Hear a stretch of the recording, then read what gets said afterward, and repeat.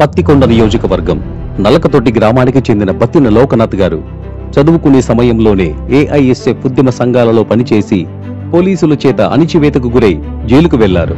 అలా కమ్యూనిస్టుల భావజాలంతో ప్రజల కోసం అతను ఎన్నో అలుపెరగని పోరాటాలు చేశారు. అలా తన సొంత గ్రామమైన నలకతొట్టి గ్రామానికి అతి చిన్న వయసులోనే తనకు ఓటు హక్కు వచ్చిన సమయంలో తన ఓటు తనకే వేసుకుని మొట్టమొదటిసారిగా సర్పంచ్గా గెలిచి చరిత్ర సృష్టించారు. సర్పంచ్గా గెలిచిన బత్తిన లోకనాథ్ గారు నమ్మి ఓటు వేసిన ప్రజల కోసం ఏదో చేయాలని తన గ్రామానికి తన సొంత నిధులతో వీధి లైట్లు, సింహద్వారాన్ని నిర్మించి తన గ్రామాన్ని అభివృద్ధి పదంలో తీసుకెళ్తూ అప్పటి డిప్యూటీ సీఎం కేఈ కృష్ణమూర్తి గారి దృష్టిలో పడటం, కేఈ కృష్ణమూర్తి గారి కుమారుడు కేఈ శ్యాంబాబు గారి అడుగుజాడల్లో నడుస్తూ అప్పటి వైసీపీ ప్రభుత్వం అరాచకాలను ఎండగడుతూ కేఈ శ్యాంబాబు గారి అండదండలతో తన గ్రామానికి ఎనలేని సేవలు చేస్తూ 7 కోట్ల రూపాయల నిధులతో బ్రిడ్జి నిర్మాణం చేయటం, కేఈ శ్యాంబాబు గారు ఎమ్మెల్యేగా గెలిచిన తర్వాత ఎస్సీ కాలనీకి సీసీ రోడ్లు, డ్రైనేజ్ కాలువలు, గోకులం షెడ్లతో పాటు ₹1 కోటి విలువైన కార్యక్రమాలు చేయించిన బత్తిన లోకనాథ్ గారితో లీడర్ మీడియా గోవింద్ భార్గవ్ గారి ఫేస్ టు ఫేస్.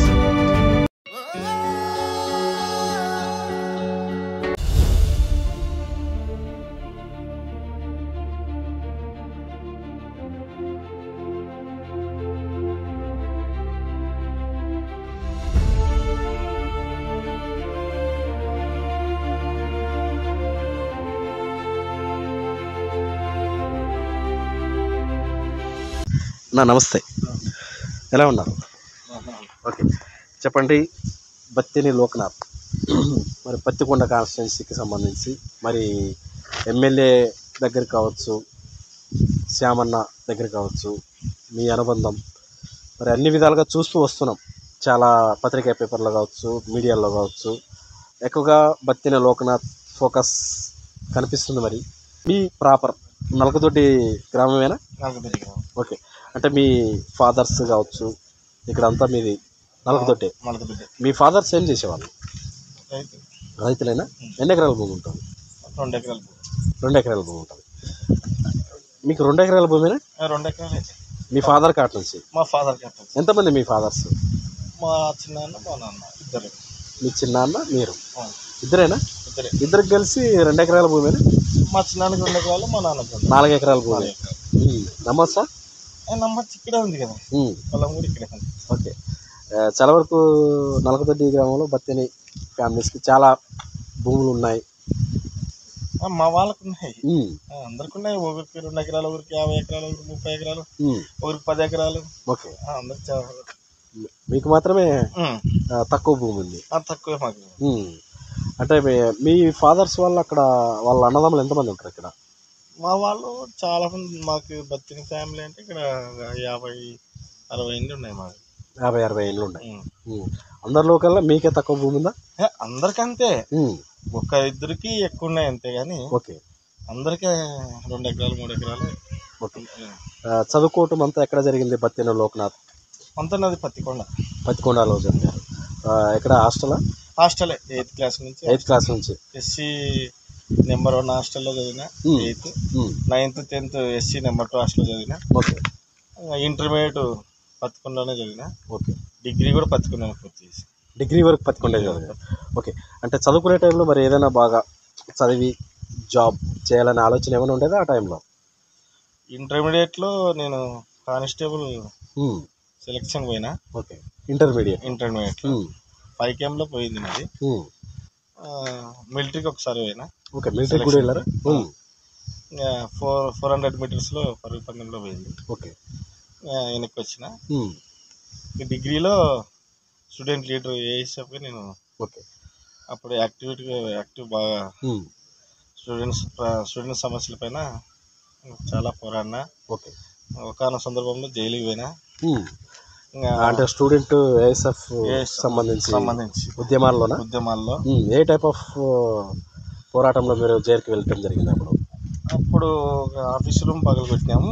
అంటే స్టూడెంట్స్కి ఫీజులు, ఒక 200 మంది స్టూడెంట్స్కి ఫీజులు ఆపేసినారు. ఓకే, కొత్తగా వచ్చిన ప్రిన్సిపాల్ వాళ్ళకి, మా ఇదంతా పల్లెటూరు వాతావరణం పత్తికొండ అంటే. ఓకే, వాళ్ళంతా సిటీ కల్చర్. అక్కడ రూల్స్ ఇక్కడ పెట్టడానికి ట్రై చేసినారు. ఓకే, అది మేము అడ్డుకున్నాము. ఇక్కడంతా పని చేసుకుంటూ కాలేజీకి వచ్చేటోళ్ళే. ఎందుకంటే వాళ్ళకి ఒకరు ఆబ్సెంట్ ఉంటుంది, ఒకరు ప్రజెంట్ ఉంటుంది. ఓకే. ఆ సందర్భంలో అది ఆఫీస్ రూమ్ మేము పగొట్టడం జరిగింది. వాళ్ళకి ఎగ్జామ్స్ కూడా స్టూడెంట్స్ కోసం పోరన్నా వాళ్ళకి ఎగ్జామ్ ఫీజులు కట్టించిన వాళ్ళకైతే నా స్టూడెంట్స్కి న్యాయం చేసిన ఆ టైంలో లీడర్షిప్ అయితే ఆ టైంలోనే ఉంది మీ దగ్గర. ఎన్ని రోజులు ఉన్నారు జైల్లో మీరు? 4 days. 4 days ఉన్నారా? ఓకే. మరి 4 days జైల్లో ఉన్నారు, గడిపారు కాబట్టి 19 ఏళ్ళకి నేను జైలు. 19 సంవత్సరాల్లో 19 సంవత్సరాలు ఆ జైల్లో ఉన్న సిచ్యువేషన్ మరి ఆ 4 రోజులు అదొక గుణపాఠం అంటారా? ఎందుకంటే ఏం చేశారు జైల్లో ఆ 4 రోజులు మీరు? 4 రోజులు బుక్స్ చదివినా ఆలోచించినా బాగా ఎందుకు నేను జైలుకి వచ్చినానని బాగా బాధ అయితే పడలేదు. ఓకే. ఎందుకంటే నాకు అది కూడా గుణపాఠం. ఓకే. పోలీసులతోన ఎస్ఐలతోన లాఠీ దెబ్బలు తిన్నాం. అరికాల్లో కొట్టినారు. ఇక్కడ జైలుకి వెళ్ళిన తర్వాత కొట్టారా? జైలుకి పోకముందు కొట్టినారు. జైలుకి పోకముందా? ఓకే. ఎందుకోసం కొట్టారు? అంటే అతి ఎక్కువైంది ఇది ఏమన్నా హీరోనా అని అప్పుడు ఎస్ఐ వాళ్ళు మా మీద బాగా ఫుల్గా పట్టినారు. అంటే మేము ఏ ప్రోగ్రామ్ చేసినా ముందుంటాం. ఓకే. అప్పుడు ప్రతి ప్రోగ్రామ్ సక్సెస్ కావాలా అంటే ఇంకా జీవిస్తున్నా ఇప్పటికిప్పుడే జరిగిపోవాలనే రకంలో పనిచేసినాం. ఓకే. కొంతమంది వాళ్ళు తట్టుకోలేకపోయినారు. అప్పుడున్న రాజకీయ నాయకులు కాంగ్రెస్ పార్టీ ఇన్ఛార్జిగా నారాయణ రెడ్డి ఉన్నాయి. ఓకే. చెరుకులపాడు వాళ్ళు డిఎస్పీ చెప్పి మమ్మల్ని అరెస్ట్ చేసి. ఓకే. మీరు అంటే ఏ పార్టీకి సంబంధించిన వాళ్ళైతే కాదు ఆ టైంలో? మేము కమ్యూనిస్ట్ పార్టీ సానుభూతి. కమ్యూనిస్ట్ పార్టీకి ఏఐఎస్ఎఫ్ అంటే కమ్యూనిస్ట్ పార్టీ అనుబంధ సంఘం. ఓకే. ఓకే. స్టూడెంట్ లీడర్గా మమ్మల్ని ఏదన్నా మేము లోపల వల్ల కమ్యూనిస్ట్ పార్టీ లీడర్గా వాళ్ళు లీడర్స్ వస్తుంది మమ్మల్ని వాళ్ళే అప్పుడు బెయిల్ తీసుకొచ్చేది. ఓకే. అంతా మమ్మల్ని అన్ని రకాలుగా భోజనాలు ఓకే వాళ్ళు చూసుకునేవాళ్ళు. మరి చదువుకునే టైంలో అయితే మీరు పోలీస్ అవుదాం అనుకున్నారు, మిలిటరీలో కూడా చేయాలనుకున్నారు, కానీ అది ఫలించలేకపోయింది.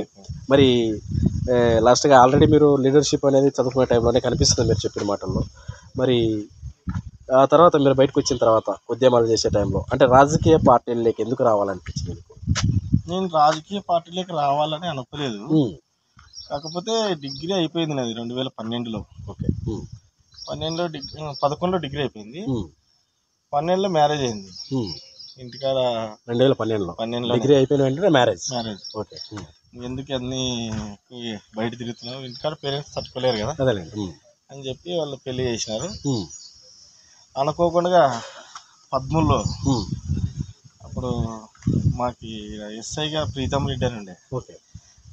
స్టేషన్ దగ్గర పోయితే 13లో ఎలక్షన్ వచ్చింది.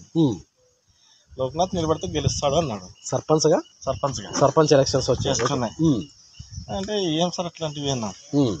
లేదు లోక్నాథ్ అయితే గెలుస్తావు అన్నాడు. ఎస్ఐ గారు అన్నారు. నాకు కొద్దిగా మనసులో లోపల అయితే నాకు సర్పంచ్ అంటే తెలియదు అప్పుడు. నా ఫస్ట్ ఓటు 23 సంవత్సరాలు నాకు. అంతకుముందు కేవి ప్రభాకర్ గారు ఎమ్మెల్యే, ఆయనకి వేసిన ఓటు. మాకు నెక్స్ట్ నా సర్పంచ్ ఎలక్షన్కి అయితే ఫస్ట్ ఓటే నాది. సర్పంచ్గా అంటే పోటీ చేసే టైంలోనే ఫస్ట్ ఓటు మీకు మీరే వేసుకున్నారు. ఓకే. 19లో అది 2009లో ఓటు వేసిన కేవి ప్రభాకర్ ఎమ్మెల్యే ఎలక్షన్కి. అంతకుముందు నాకు సర్పంచ్ ఎలక్షన్లో లేదు ఓటు. ఓకే. 2013లోనే నాకు ఓటు సర్పంచ్కి వేసింది. ఓకే. ఫస్ట్ విన్నారా? విన్ను 410 మెజార్టీ. ఓకే. మరి ఎస్ఐని కలిసారా అప్పుడు? మళ్ళీ ఏమన్నా కలవకుండా ఉంటామని ఏం చెప్పారు సార్? మీరే సార్ నాకు ఇన్స్పిరేషన్. ఎందుకంటే నేను ఈరోజు సర్పంచ్ కావడానికి నా మనసులో ఆనందము కూడా మీరే కారణం అది అని చెప్పి ఇంకా ఎప్పటికి మర్చిపోలేని వ్యక్తి ఆయన. అది నా మనసులో ఎప్పుడు ఉంటాడు. ఏమన్నారు మరి ఆయన? పర్లేలే అన్నాడు. ఎందుకంటే ఆయన తెలంగాణ అయింది, కానీ ఈ ఏరియాలో నేను స్టూడెంట్ యూనియన్ లీడర్గా పనిచేసేటప్పుడు ఆయన ఎన్నోసార్లు నన్ను అరెస్ట్ చేశాడు. ఓకే. కానీ నా వ్యక్తిత్వం చూశాడు ఆయన. నేనైతే గెలవను, మంచి చేయగలడు. అప్పటికే మేము దాదాపుగా అన్ని హాస్టల్లో పిల్లల్ని జాయిన్ చేసిన ప్రతి స్టూడెంట్స్ విషయంలో ప్రతి చోట నేను పనిచేసిన. ఈ ఎస్ఐ గారు వచ్చినాక పంచాయతీ కూడా చేసిన. ఓకే. ఎస్ఐ గారి నుంచి సర్పంచ్గా మీ గ్రామ పంచాయతీలు చేస్తున్నా. సర్పంచ్ కాకముందే అంటే ఈయన చనువు వల్ల. అంటే ఎలాంటి పంచాయతీలు చేసేవాళ్ళు? అంటే ఎవరైనా భార్య భర్తలు గొడవ పడడం. మీ ఊరికి సంబంధించి నలగొండ గ్రామానికి సంబంధించి. ఓకే. భార్య భర్తలు గొడవ పడడం, ఎవరైనా సూసైడ్ చేసుకొని ఇట్లా కేసులు పడితే ఆయన నువ్వేరా డైరెక్టర్ అంటుండే ఎస్ఐ గారు, పోయి పంచాయతీలు చేసి. ఓకే. అంటే మా ఊరు వరకే.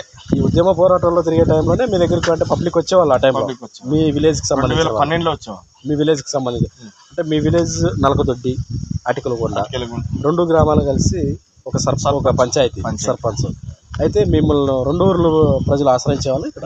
2 గ్రామాల ప్రజలు నన్ను మీ దగ్గరికి వచ్చేవాళ్ళు. ఓకే. వాళ్ళకి తెలుగుండే ఎక్కువ స్టూడెంట్స్ వచ్చేవాళ్ళు మీ దగ్గరికి. అప్పుడు నా గురించి తెలియదు కదా. ఓకే. ఓకే. స్టూడెంట్స్ అయితే బయట కాలేజీల్లో అన్నీ చూస్తుండేవాళ్ళు. అదే. ఓకే. మరి ఎలా లోక్నాథ్ మరి మొత్తానికి ఇప్పుడు మీ ఆల్రెడీ టీడీపీ పార్టీలో ఒక నామినేటెడ్ పోస్ట్లో ఉన్నారు ఆల్రెడీ, రాష్ట్రానికి సంబంధించి తెలుగు యువత రాష్ట్ర ప్రధాన కార్యదర్శిగా పనిచేస్తున్నారు. మరి ఏది ఇప్పుడున్న టైంలో చాలా వరకు నామినేటెడ్ పోస్టులు చాలామంది ఆశిస్తున్నారు, గ్రామ స్థాయిలో ఉన్న లీడర్లు కూడా ఆశిస్తున్నారు. మీరు గ్రామ స్థాయి లీడర్ నుంచి తాలూకా లెవెల్లో అంటే ఒక ఎమ్మెల్యే దగ్గరగా, చాలా దగ్గరగా ఆయనకు మీకు అనుబంధం ఏంటి? నేను 2013 సర్పంచ్ అయిన తర్వాత 14లో టీడీపీలోకి వెళ్ళిపోయినా. 2014లో శ్యామన్న అని అప్పుడు ఆయన చూసి నేను టీడీపీలోకి పోయినా. ఎలాంటి ఆశించి కానీ ఎక్కడ కూడా నాకు మచ్చ పడకుండా పోయినా. ఇట్లా నేను కమ్యూనిస్ట్ పార్టీ చెడ్డదని పోలే, ఇక్కడ ఈ వ్యక్తితో నేను లాభ పొందుతానని పోలేదు. నేను ఈయన దగ్గర ఉంటే పని చేయగలను, నాకు లిఫ్ట్ ఇస్తాడు శ్యామన్న అయితే. నేను ఈరోజు ఇంత డెవలప్ చేసినాను. హూ ఇస్ లోక్నాథ్ ఎవరు అంటున్నారంటే నాకు శ్యాంబాబు అన్నే ఈరోజు లిఫ్ట్. ఎందుకంటే డిప్యూటీ సీఎం వాళ్ళ డాడీ డిప్యూటీ సీఎం ఉండి ఆయనకి నాలాంటి వ్యక్తులు చాలామంది ఉంటారు. నేనెంత అంటే పెద్ద వాళ్ళు డిప్యూటీ సీఎం కుమారుడు అయి ఉండి ఎక్కడే కానీ ఒక అధికారాన్ని చేతిలోకి తీసుకోలేదు అప్పుడు ఆయన. నేను దగ్గరుండి చూసిన. నేను ఈరోజు బ్రిడ్జి కట్టినాను 7 కోట్లు పెట్టి, నలగదొడ్డికి సంబంధించి ర్యాకులు కట్టుకున్నా, రోడ్లు వేసుకున్నా, ఎనీ డెవలప్మెంట్. ఇప్పుడు ఏ టైంలో చేశారు అది? ఈ బ్రిడ్జి ర్యాకులు అనేది 16లో చేసిన, 2016లో. 14లో టీడీపీలోకి పోయినా, 15లో ఇంకా నేను పని చేసుకోవడానికి పరిచయంలోనే ఉంది అది. 16లో లోక్నాథ్ ఎవరు అనే నేను చూసుకున్నాను. గుర్తింపు అనేది వచ్చింది. నేను డెవలప్ చేసినందుకే కదా. ఆ రోజు నేను ర్యాకులు కట్టుకోవడం, డిప్యూటీ సీఎం పెద్ద ఆయన్ని మా ఊరికి తీసుకురావడం, ఆ రోజు ఆయన చూసి అంటే సొంత ఓన్ నిధులతో ఓన్ నిధులు, మీ సింహదారం మీ ఓన్ నిధులు. ఎంత వచ్చింది కదా ఖర్చు? మీకు 15 లక్షలు ఖర్చు వచ్చింది. పంచాయతీ ఒక 5 లక్షలు పడుతుంది. పంచాయతీ. డిప్యూటీ సీఎం అయితే ఆ టైంలో పిలిచాం కే కృష్ణమూర్తి గారు. పిలిచి మిగతా 8 లక్షలు మనం ఓన్గా ఓపెనింగ్ పిలిచారా? ఓపెనింగ్ ఆయనతోనే.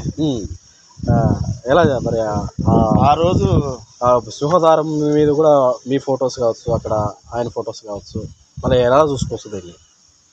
నేను మనం పని చేసి వాళ్ళకి మన పనిని మన నిజాయితీ నిరూపించుకుంటే వాళ్ళ పెద్దవాళ్ళు మనకి ఏదైనా కానీ సహాయం చేస్తారు ఉద్దేశంతో ఆ రోజు నేను వాళ్ళు ఓపెనింగ్ పిలుచుకొని ఏం కావాలో కోరుకోండి అన్నారు. పెద్ద ఆయన మీకేం సమస్యలు లేవా అడగండి తీరుస్తా అన్నారు. అంత ట్రాక్టర్లు ఇచ్చినారు సబ్సిడీ. ఇక్కడ మా వాళ్ళు చనిపోతే, కరెంట్ షాక్ చనిపోతే వాళ్ళకి అమౌంట్ ఇప్పించినాడు. చాలా నేను చెప్పడం చాలా తక్కువ ఇవి. ఎందుకంటే ఆయన పెద్ద ఆయన ఉన్నప్పుడు మా కోరికలన్నీ నెరవేర్చుకున్నాం. ఒక్క చెరువుకి నీళ్ళు అనేది తీసుకురావాలని మా ధ్యేయం.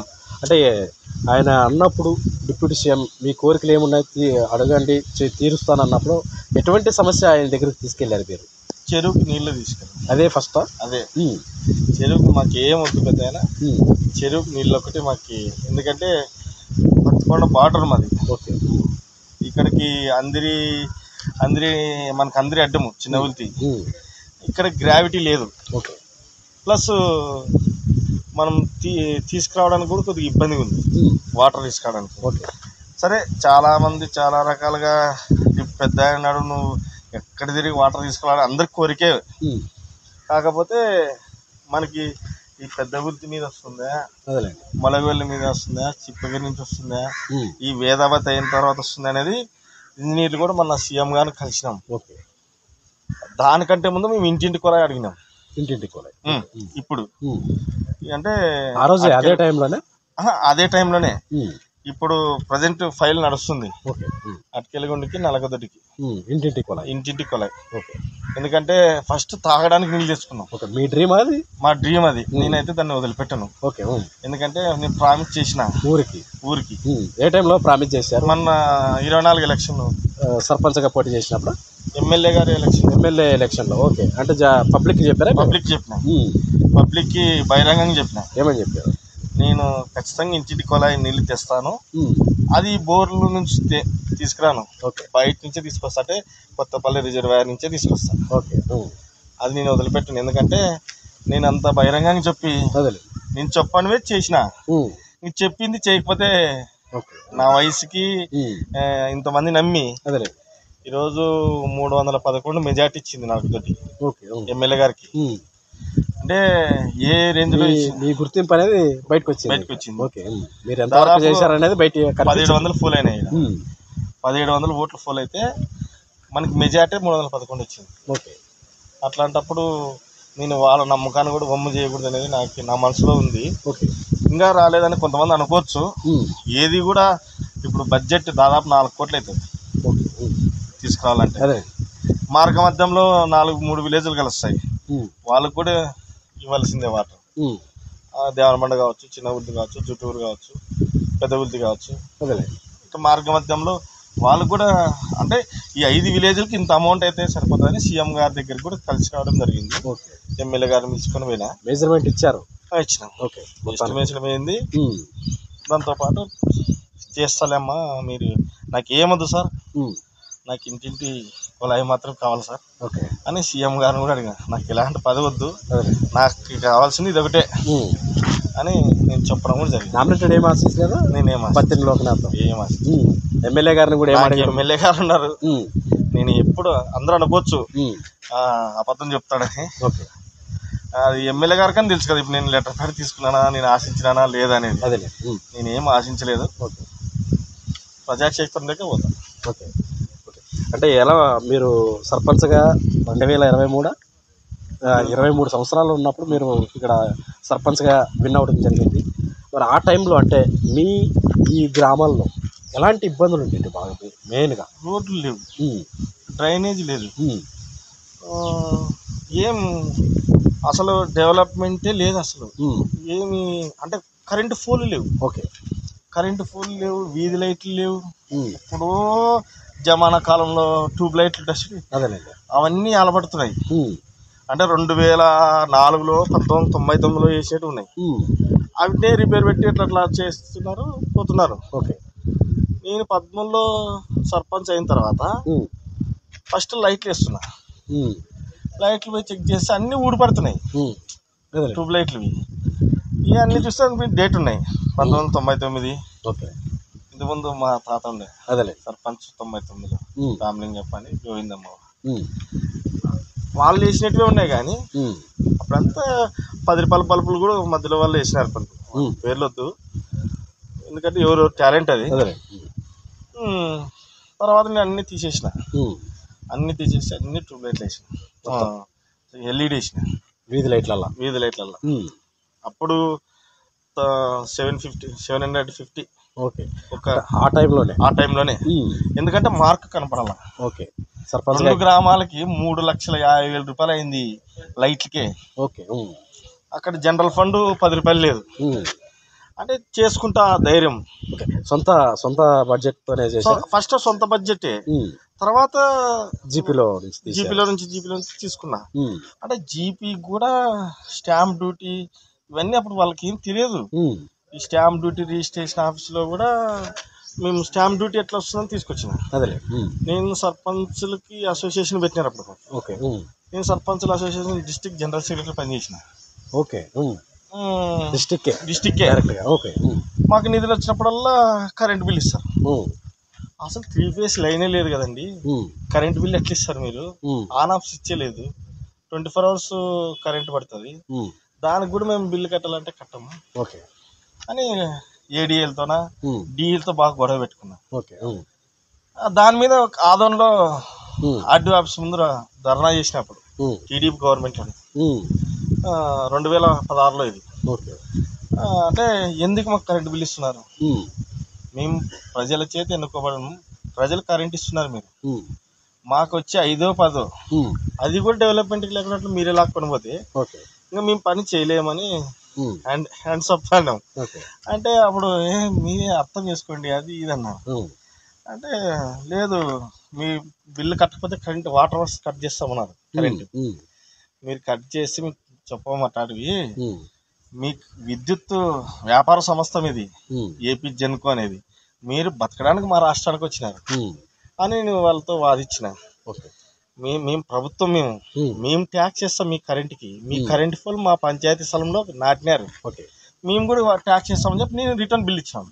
ఓకే, అంటే 1990 యాక్ట్ చట్టం ప్రకారం నేను చట్టాన్ని ఉపయోగించుకున్నా. వాళ్ళకు ఒక నోటీస్ పంపించిన, 2వ నోటీస్ పంపిస్తా, 3వ నోటీస్లో మీరు సర్వ్ చేయకపోతే మీ కరెంట్ మీరు తీసుకెళ్ళండి, మేము సోలార్ వేసుకుంటామన్నా. ఓకే, అంటే అప్పుడు వాళ్ళు కాంప్రమైజ్కి వచ్చినారు. నువ్వు బిల్లు కట్టకపోయినా పర్లేదు అంటే అట్లయితుంది, మా సర్పంచ్కి ఎక్కడి నుంచి వస్తాయి సార్, వచ్చిందే 5-10, ఇప్పుడు డెవలప్ అవుతున్నాయి తెలుగుదేశం గవర్నమెంట్ వచ్చిన తర్వాత అని చెప్పి అప్పుడు కరెంటు బిల్లు కూడా ఆఫ్ చేయడం జరిగింది. దాని మీద బాగా ఉద్యమం చేసిన. ఓకే ఓకే ఓకే మరి మొత్తానికైతే విద్యార్థి దశ నుంచే మీరు అంటే పోరాటాలు చేస్తూ జైలుకు కూడా వెళ్ళడం జరిగింది. ఇలాంటి ఎన్నో సందర్భాలు పోలీసులతో కొట్టించుకోవడం, మరి ఫస్ట్ టైం ఓటు వచ్చిన ఆ ఓటు కూడా మీకే వేసుకొని కూడా సర్పంచ్గా గెలిచిన చరిత్ర మీది బత్తిన లోక్నాథ్ది. మరి ఇప్పుడున్న ఎమ్మెల్యే కేఈ శ్యాంబాబు యువ లీడర్, యువనేత, మరి ఇతని గురించి మాట్లాడదలుచుకుంటే మరి మీ అనుబంధం అందరికి తెలిసిందే, ఆటోమేటిక్గా మీరే చెప్పారు ఆయన గురించి ఆల్రెడీ. మరి ఆయన గురించి చెప్పదలుచుకుంటే బత్తిన లోక్నాథ్ గారు ఏం మాట్లాడతారు శ్యామన్న గురించి? ఆయన గురించి చెప్పాలనుకుంటే చాలా ఉన్నాయి, ఎందుకంటే ఆయనతో నేను చాలా దగ్గరగా ఉన్నా. అసలు మేము 2019లో ఓడిపోయిన తర్వాత చాలా బాధపడినాం. ఓకే, అంటే అప్పుడు ఎమ్మెల్యే ఇన్ఛార్జిగా శ్యామన్న గారు ఉండే, టికెట్ వచ్చిన తర్వాత 19లో ఓటమి చెందినాము.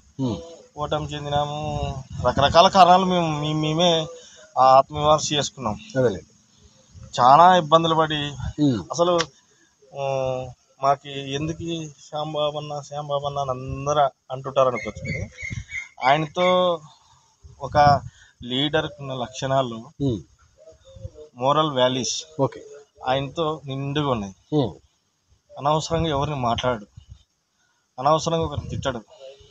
ఇప్పుడు రాజకీయ నాయకుడు అంటే చిల్లర మాట్లాడి నువ్వు రాలే, నువ్వు పోలే, ఇట్లా ఈ లాంగ్వేజ్ ఎక్కడ కానీ యూజ్ చేయడు ఆయన. అది దాంతోపాటు ఎవరైనా వస్తే ఆయన జోబు ఖాళీ ఉంటే తప్ప వచ్చిన వాళ్ళకి సహాయం చేసేదే కానీ ఆయన గుడికి నాకు తెలిసి ఎన్ని గుళ్ళకి ఎన్ని లక్షలు ఇచ్చింటాడు, ఇది రికార్డెడ్ కదా. ఈ నియోజకవర్గంలో గుడి దేవునికే అంటే దేవునికి ఒక గుడికి 2 లక్షలు 3 లక్షలు లక్షకైతే ఎవరికి తక్కువ. ఓన్ బడ్జెట్ అంటే ఆయనతో అది గమనించిన. దేవుడు అంటే అపారమైన నమ్మకం, నాకు తెలిసి ఎవరు చూడట్లా. ఆయన పూజ కానీ ఆయన ఏదైనా కానీ దేవుడిని అయితే ఎప్పుడు కూడా ఆయనకి తక్కువ చేయలే. ఓకే, మరి ఇప్పుడు ఏపీలో నారా చంద్రబాబు నాయుడు గారు ముఖ్యమంత్రిగా కొనసాగుతున్నారు. ఆయన ముందు 3 సవాళ్ళు ఉన్నాయి. మరి పోలవరం ప్రాజెక్టు కావచ్చు, అమరావతి కావచ్చు, సూపర్ 6 పథకాలు కావచ్చు, ఇవి 3 ఈ 5 ఏళ్ల పాలనలో ఖచ్చితంగా పూర్తి చేయగలడు అనే నమ్మకం మరి బత్తిని లోకనాథ్కు ఉందా? 100% ఉంది.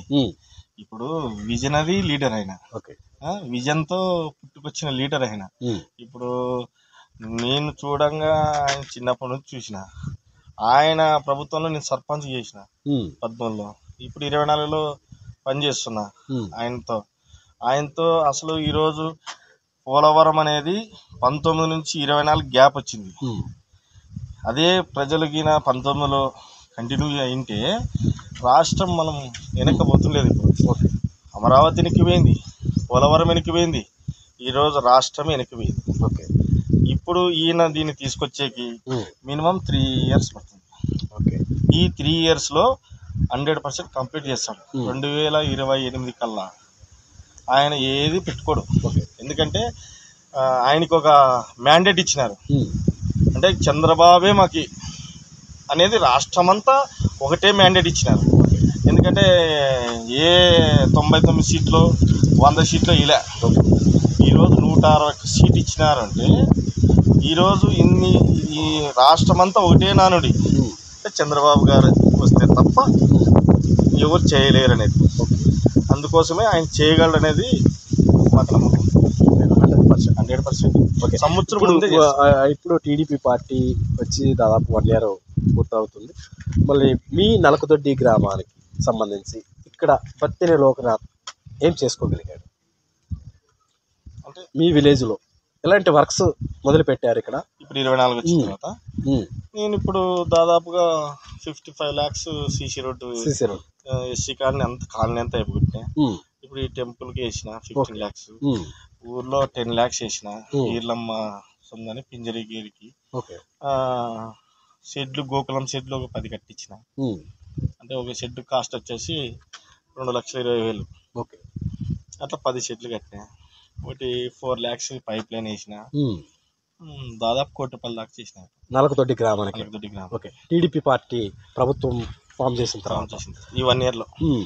ఓకే, మరి మీరు ఆల్రెడీ చాలా చిన్న వయసులోనే సర్పంచ్గా గెలిచిన మీరు మళ్ళీ మొన్న వైఎస్ఆర్సీపీ అంటే కష్టకాలంలోన టీడీపీ పార్టీకి సంబంధించి సర్పంచ్గా పోటీ చేశారు. మరి ఓటమికి కారణం ఏమంటారు మీరు? మీ ఓటమికి కారణం ఏమంటారు? ఓటమి కారణం అందరికి తెలుసు ఇది.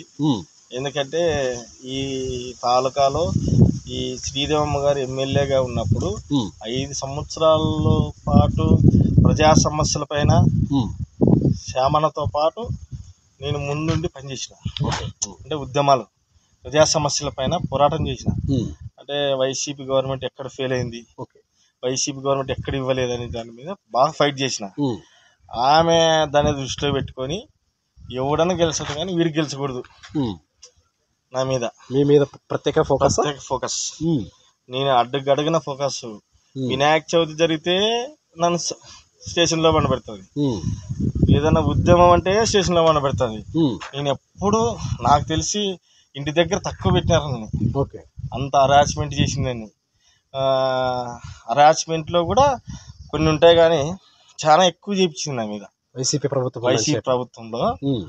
సర్పంచ్ ఎలక్షన్లో నేను గెలుస్తానని చెప్పి నా మీద అటాక్ జరిపించింది, గొడవలు.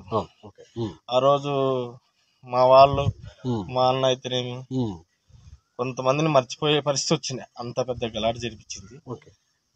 అప్పుడున్న సిఐ ఆదినారాయణ రెడ్డి 1 side చేసినాడు వైసీపీ పార్టీకి. ఆయన పేరు కూడా నారా లోకేష్ గారి రెడ్ బుక్లో రాపించిన. ఈ సిఐని ఎక్కడ పోస్టింగే రాకూడదు దీనికి. మీరే రాపించారా? అవును, మా ఎమ్మెల్యేతో రాపించిన. మీ ఎమ్మెల్యే దగ్గర రాపించారా? ఏదైనా లేకుంటే పాదయాత్రకు వచ్చినప్పుడు? పాదయాత్రకి వచ్చినప్పుడు మా ఇన్ఛార్జ్ కదా అప్పుడు శ్యామన్న, ఆయన అన్నను పిలుచుకొని పోయి రాపించిన. రెడ్ బుక్లో రాపించిన. ఎందుకంటే ఆయన అంత ఓవర్ యాక్షన్ చేసినాడు, ఓవర్ కూడా కాదు. మరి మీ పార్టీ వచ్చిన తర్వాత ఆయన మీద ఏమైనా యాక్షన్ తీసుకోవాలి? రెడ్ బుక్ ఓపెన్ చేయడం జరిగిందా? ఆయనకి ఇప్పుడు ఎక్కడ లేదు కదా పోస్టింగ్. చేశారా ఆల్రెడీ? ఆయన ఫ్యాక్షన్ జోను, ఎస్పీ కంట్రోల్ రూమ్లో తప్ప ఆయనకి ఎక్కడ ఎవరు పోస్టింగ్ అంత ఓవర్ చేసిన. మరి మీ రెడ్ బుక్ ప్రభావం ఆయన మీద పడింది కదా, కనపడుతుంది కదా ఇప్పుడు. ఇప్పుడు ఆయన అసలు మమ్మల్ని కొడితే మా మీదే కేసు కడతాం. ఇప్పుడు ఇక్కడ 1 side ప్రజాస్వామ్యం లేదు ఇక్కడ. అందుకే మేము ఏమనేది వాళ్ళకి తెలిసి ఇప్పుడు. రైట్. ఓకే. మరి బత్తిని లోక్నాథ్ సినిమాలు చూస్తారా? చూస్తా ఖాళీగా ఉన్నప్పుడు. ఎలాంటి సినిమాలు చూస్తారు? ఓల్డ్ సినిమాలు బాలకృష్ణ, చిరంజీవి. ఎవరికైనా అభిమాన బత్తిని లోక్నాథ్? నేను అభిమాని చిన్నప్పుడు ఉంటే చిరంజీవికి. ఓకే. ఇంకా ఒక వయసు వచ్చిన తర్వాత మనం అందరూ ఒకటేలే అనుకున్నాం. మరి చిరంజీవి సినిమాలు చూస్తూ ఆ టైంలో మీరు ఆయన మీద అభిమానం పెంచుకున్న రోజుల్లో ఏదైనా ఇన్స్పైర్ అయిన సందర్భాలు ఏమైనా ఉన్నాయి? ఠాగూర్. ఓకే. ఠాగూర్ సినిమా చూసి ఆ జనసందోహం చూసి ఆ కోర్టులో దానికి ఇన్స్పైర్ అయ్యా. ఓకే. ఏమన్నా చేయగలిగారా ఆ ఇన్స్పైర్తో పబ్లిక్లో? ఏమన్నా చేసిన నేను చాలా సందర్భాల్లో ఉద్యమం చేసేటప్పుడు ప్రతిదీ ఊహించుకొని చేస్తాను నేను.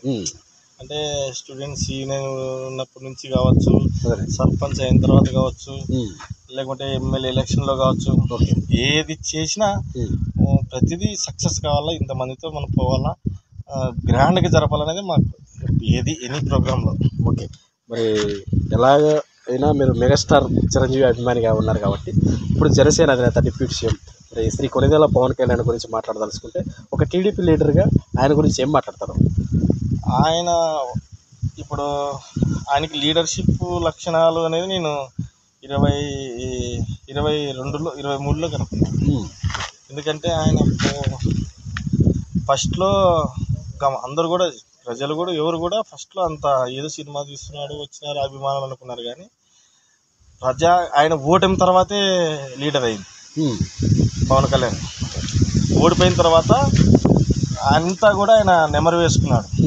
లీడర్ అంటే ఎట్లా ప్రజా సమస్యలు నెరవేర్చినప్పుడు లీడర్ అవుతాడని ఆయన డిసైడ్ అయినాడు. డిసైడ్ అయ్యి ప్రజాక్షేత్రంలోకి వచ్చినాడు. పోరాటం జగన్మోహన్ రెడ్డి మీద పోరాటం చేసినాడు. ఎక్కడ చూసినా అభిమానించి వస్తున్నారు అనుకున్నారు, కానీ అది రాంగ్. ఎందుకంటే ఈరోజు పోటీ చేసిన సీట్లన్నీ గెలిచినాడు ఆయన. అదే ఉదాహరణ. ఎందుకంటే వన్ సైడ్ ఆయనకి మ్యాండేట్, ఎక్కడ ఒక సీటు ఓడిపోలే. ఏమంటారు మరి ఆయన గురించి మీరు ఏమంటారు? ఆయన లీడర్ అనేది ఇప్పుడు కనపడుతుంది కదా. ఓకే. ఎంత అవమానం పొందినాడు ఆయన. మీరు బత్తిని లోక్నాథ్ గారు మరి చాలా కష్టకాలంలో కూడా టీడీపీ పార్టీకి చాలా కష్టపడి పనిచేస్తూ మీ గ్రామ ప్రజలకు కావచ్చు ఎన్నో సేవలు చేస్తూ ముందుకు వచ్చారు. మరి రెవెన్యూ పరంగా అంటే మీరే అన్నారు 2 ఎకరాల భూమి అని, మరి మీరు చేసిన వర్క్స్ చూస్తే కోట్లలో ఉన్నాయి.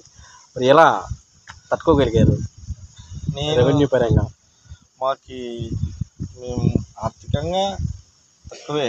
ఎందుకంటే ప్రజలు ఒకటి తెలిసి మన ప్రాంతంలో డబ్బు పొలము చూడరు, పని చేస్తాడా లేదా, ఈ వ్యక్తి అయితే పని చేస్తాడు.